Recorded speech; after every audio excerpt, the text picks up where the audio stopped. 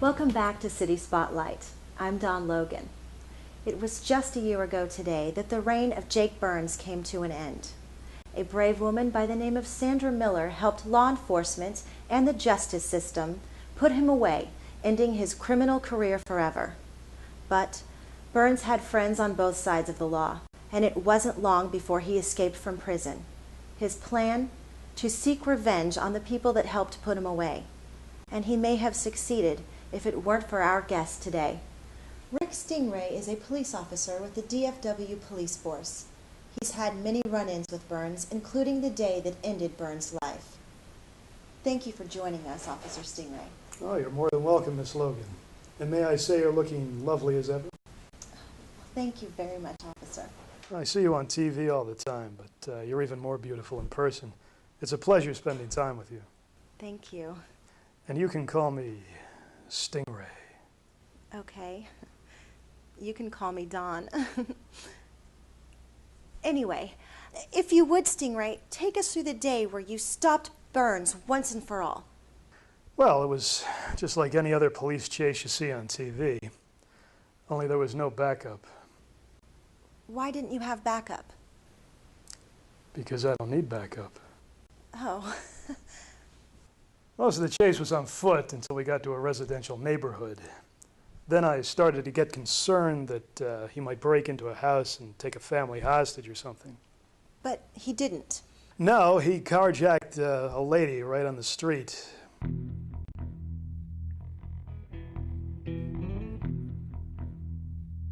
There was no one else around, and I didn't have time to ask someone to borrow a car. So what did you do? I just stopped the next car that came down the road. The tricky thing is that it was a driver's ed car. Really? That would make the job more challenging. No, it was indeed, because the instructor kept teaching. While you were chasing the suspect.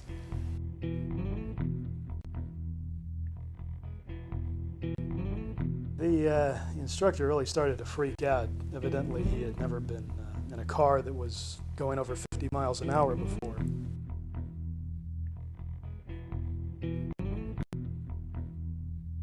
Well, that would make things difficult. Well, it was, but I just got the guy to help me out with the chase. And did he help you? As a matter of fact, he did. And what did he do?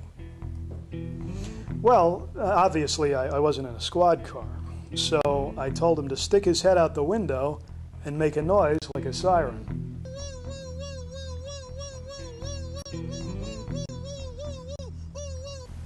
Brilliant. Now, what led to Burns' car craning off the bridge? Well, throughout the chase, we kept driving up alongside Burns' car. I was trying to get Burns to take a shot at us because I knew he would have to roll down his windows in order to do that. Now, did the driver's ed instructor ever get hit?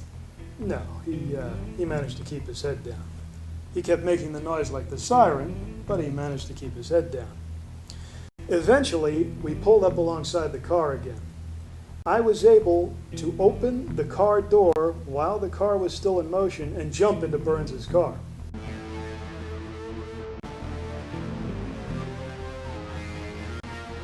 Fortunately, I was able to dodge the shots he was taking at me. He still had to keep his eye on the road, you know.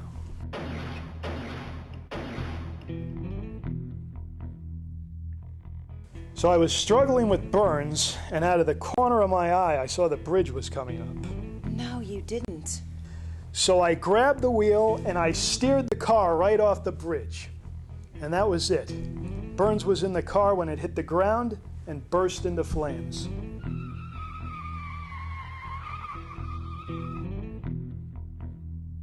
How did you survive? Well, the windows were open, like I said, so at the last second, I just jumped right out of the car.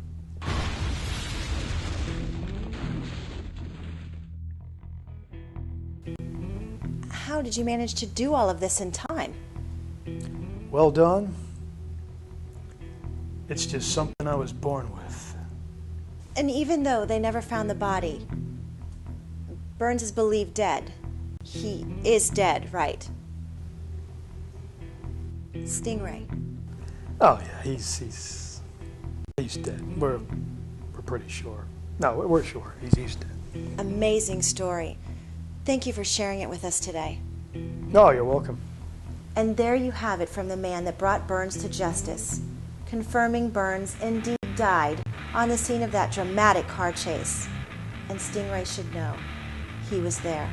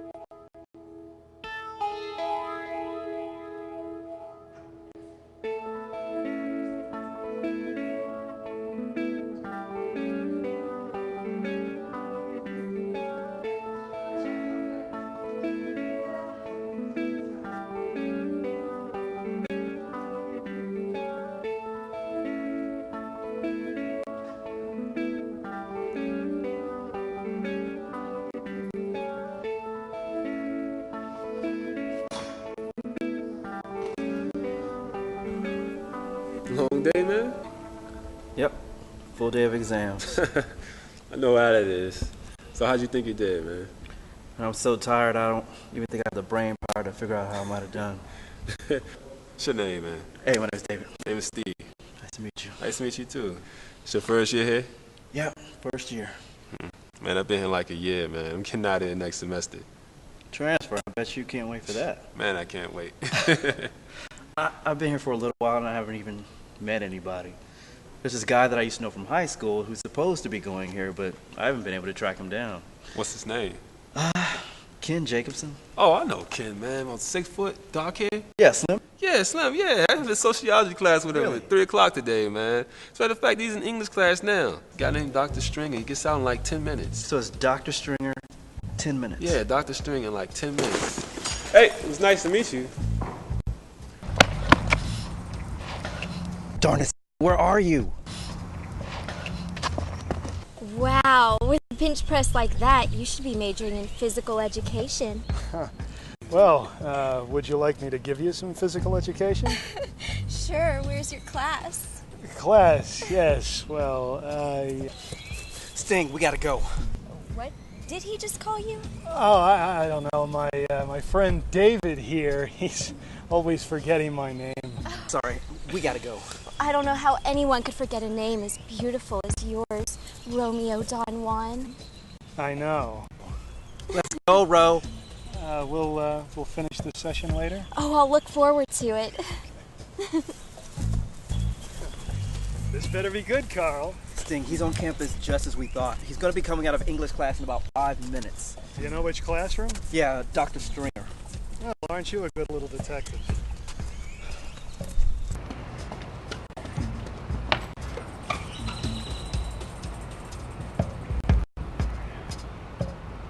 This is it. What do you want to do? I don't know. Tell you what, I'll keep a watch out here, just in case he tries to make a break for it. Sting, you promise you'll be right here? Sure, here, there, somewhere. Sting? Yeah, I'll be right here, Carl. Good. Hopefully he'll come quietly.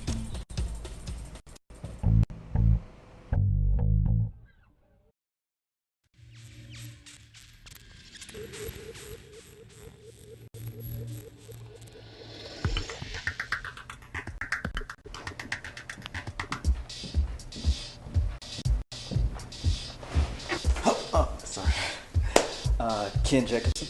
Yeah. I'm Officer Carl Scott of the DFW Police Department. So what if you had a chance to answer some questions for me?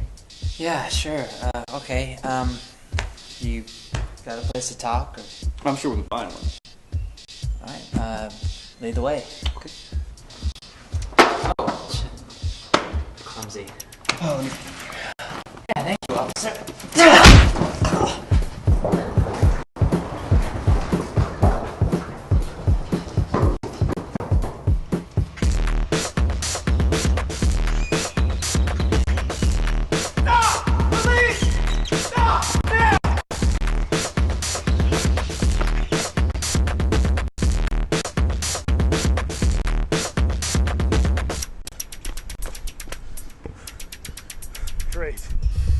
That's just great.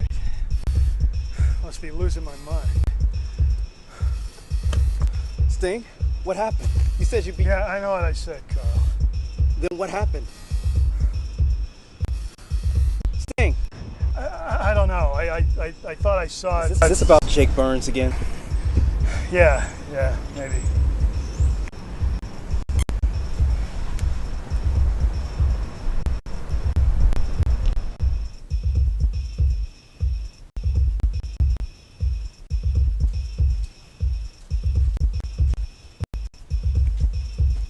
Did it happen again? Yeah, I guess it did. Maybe you ought to take some time off. No, thanks, but I can't. The city needs me on the job. The city doesn't need a cop who's hallucinating, Stingray. Who says they're hallucinations? Jake Burns is dead. That's who you think you're seeing. How else would you explain it that you're seeing ghosts?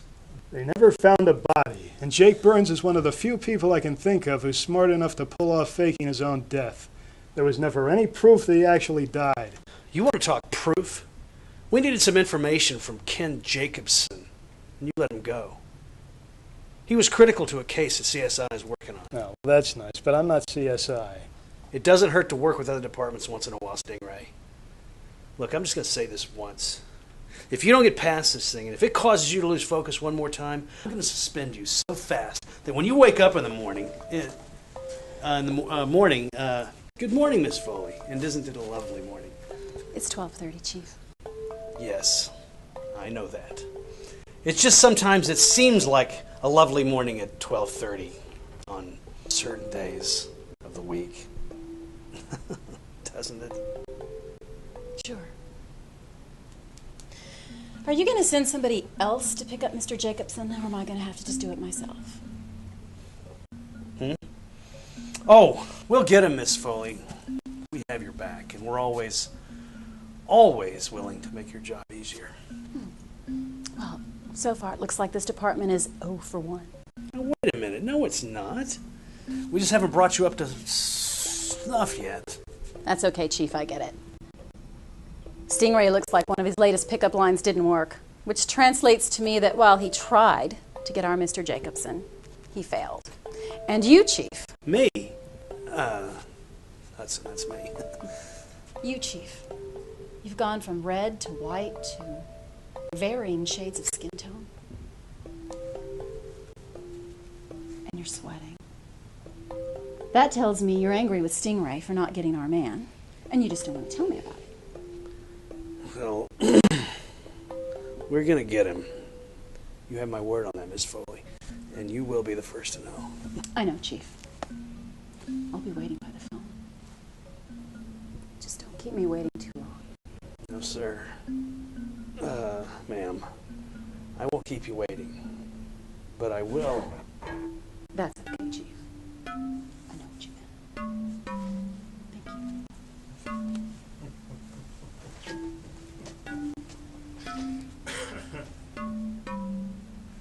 What are you laughing at?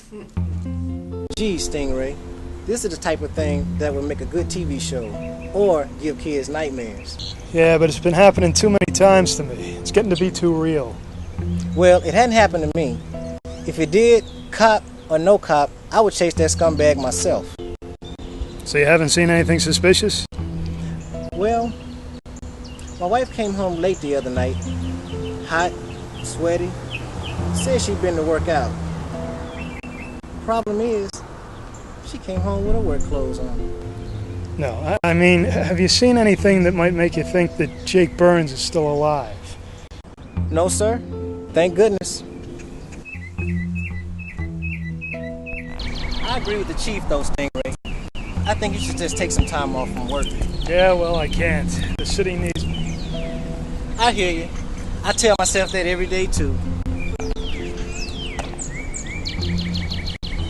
If you do hear anything or if something comes up, you'll contact me, right? You bet. But take solace in the fact that I haven't seen anything that will convince me that Jake Burns is still alive. But if I hear of anything, you'll be the first person to know immediately. Thanks.